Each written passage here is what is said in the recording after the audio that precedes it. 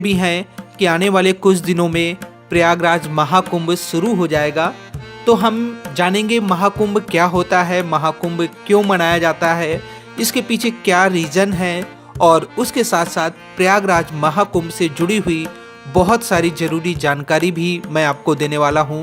और उसके साथ साथ बात करेंगे कि प्रयागराज तक कैसे पहुंचा जाए, प्रयागराज में कब स्नान है, शाही स्नान कब है, विशेष स्नान कब है और प्रयागराज महाकुंभ कौन सी डेट से शुरू हो रहा है और कौन सी डेट से समाप्त हो रहा है। उसके साथ साथ हम ये भी जानेंगे कि प्रयागराज महाकुंभ में आप जा रहे हैं तो आप कहाँ पर रुक सकते हैं, कहाँ पर आपको बजट में कॉटेज मिलेगा, होटल मिलेगा, धर्मशाला मिलेगा, आश्रम मिलेगा। तो मेरी पूरी कोशिश रहेगी कि आपको ये भी जानकारी दी जाए प्रयागराज महाकुंभ में कौन से घाट में जो है संगम में कौन से मुख्य घाट पर स्नान होगा, उसके बारे में भी हम आपको जानकारी देंगे। आज की वीडियो थोड़ी बड़ी होगी लेकिन मेरी पूरी कोशिश रहेगी कि आपको प्रयागराज महाकुंभ के बारे में भी पूरी जानकारी दी जाए। तो सबसे पहले हम बात कर लेते हैं कि कुंभ की शुरुआत कहाँ से हुई, कुंभ क्या है, अर्धकुंभ क्या है और महाकुंभ क्या है। देखिए, जब देवताओं और राक्षसों के साथ जब समुद्र मंथन हुआ तो पहले तो उससे हलाहल नाम का एक विष निकला जिसे भगवान भोलेनाथ ने अपने कंठ में धारण कर लिया था क्योंकि पूरे ब्रह्मांड को बचाना था। लेकिन उसके उपरांत जब समुद्र मंथन फिर से शुरू हुआ तो उससे अमृत निकला और अमृत पान करने के लिए देवताओं और राक्षसों में जब आपस में छीटा झपटी हम कह सकते हैं, जब लड़ाई हो रही थी तो अमृत कलश में पूरा अमृत भरा हुआ था और वो छलक गया। और जब अमृत छलक गया तो अमृत की जो बूंदें हैं वो 4 जगह पर गिरी थी। माना जाता है कि वो 4 जो जगह हैं वो हैं प्रयागराज, हरिद्वार, उज्जैन और नासिक। तो 4 जो ये जगह है यहीं पर कुंभ का आयोजन किया जाता है। अब हम बात कर लेते हैं अर्ध कुंभ क्या होता है और महाकुंभ क्या होता है।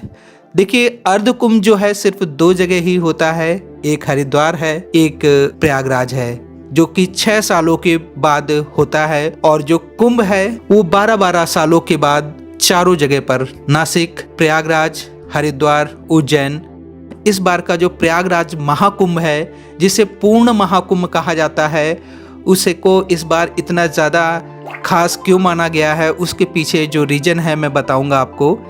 हर 12 साल के बाद इन चारों जगह पर कुंभ होता है। जब 144 वर्ष पूरे हो जाते हैं, इसका मतलब जब 11 बार महाकुंभ प्रयागराज में लग जाता है तो जो 12वीं बार जब महाकुंभ चलता है तो उसे पूर्ण महाकुंभ कहते हैं। तो इस बार का जो संयोग है वो 144 वर्षों के बाद आया है और इसी वजह से इस बार का जो महाकुंभ है सबसे ज़्यादा खास माना जाता है।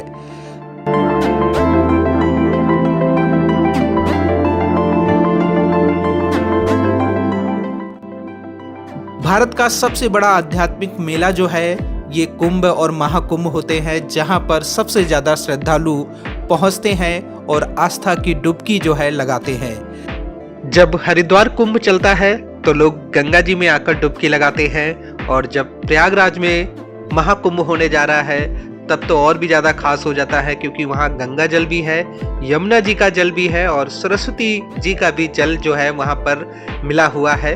तो बहुत ही बड़ा संगम है और प्रयाग जो है तीर्थों का राजा कहा जाता है प्रयागराज।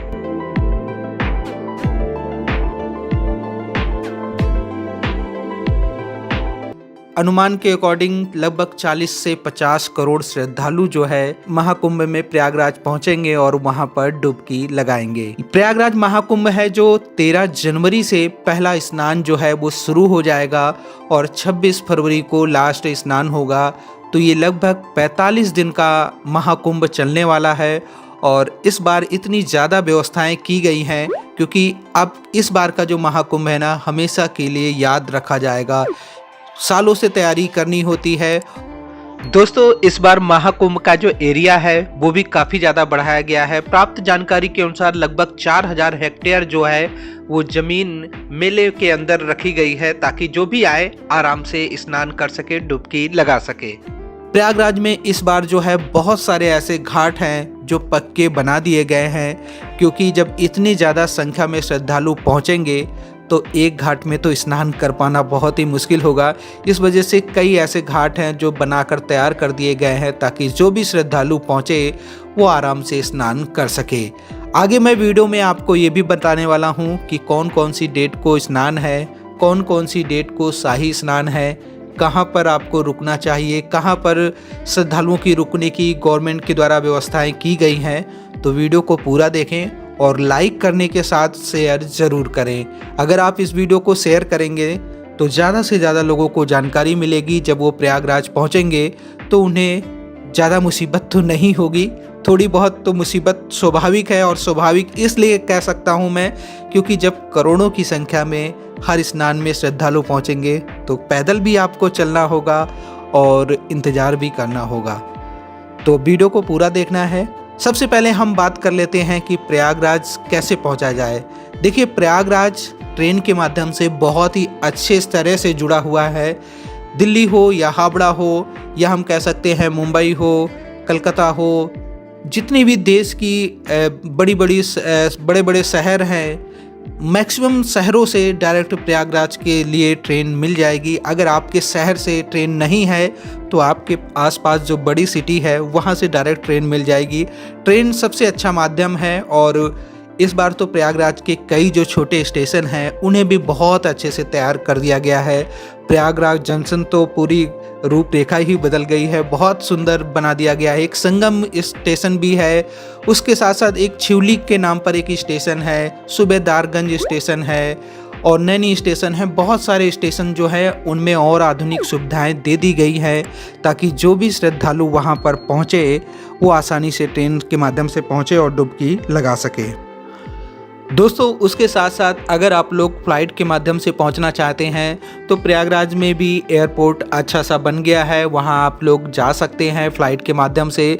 बहुत सारे शहरों से बस की सुविधा भी प्रयागराज के लिए आपको मिल जाएगी, तो आप लोग बस से भी जा सकते हैं। कुछ ऐसे रूट हैं जहां पर अगर आप कार से भी जाना चाहें तो कार से भी जा सकते हैं।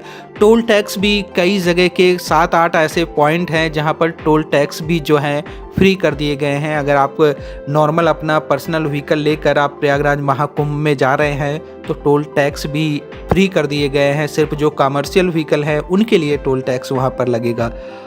अब बात करते हैं कि अगर आप लोग प्रयागराज महाकुंभ जा रहे हैं तो प्रयागराज महाकुंभ में डुबकी लगाने के लिए कौन कौन से घाट हैं। देखिए, एक राम घाट है, बहुत ही खास है। एक तो संगम स्थल है, मुख्य जगह पर है। एक अरैल घाट है जहां पर आप डुबकी लगा सकते हैं। एक दशाश्वमेध घाट है, वो भी बहुत ही अच्छा घाट है, वहां भी आप डुबकी लगा सकते हैं। और कई और ऐसे घाट हैं जहां पर लगभग 7 से 8 ऐसे घाट हैं जहां पर श्रद्धालु पहुंचकर डुबकी लगा सकते हैं। बाकी संगम का जो एरिया है वो काफ़ी बड़ा है और वहां भी आप आसानी से डुबकी लगा सकते हैं। एक बात और है, इस बार अगर संत महात्माओं के अगर आप दर्शन करना चाहते हैं तो जूसी की साइड एक पूरी जो सारे अखाड़े हैं उनके कैंप लगे हुए हैं, वहीं पर रुकने की भी व्यवस्थाएं हैं। आपको ये बात जानकर भी खुशी होगी कि इस बार का जो एरिया है महाकुंभ का वो बहुत ज़्यादा बढ़ाया गया है।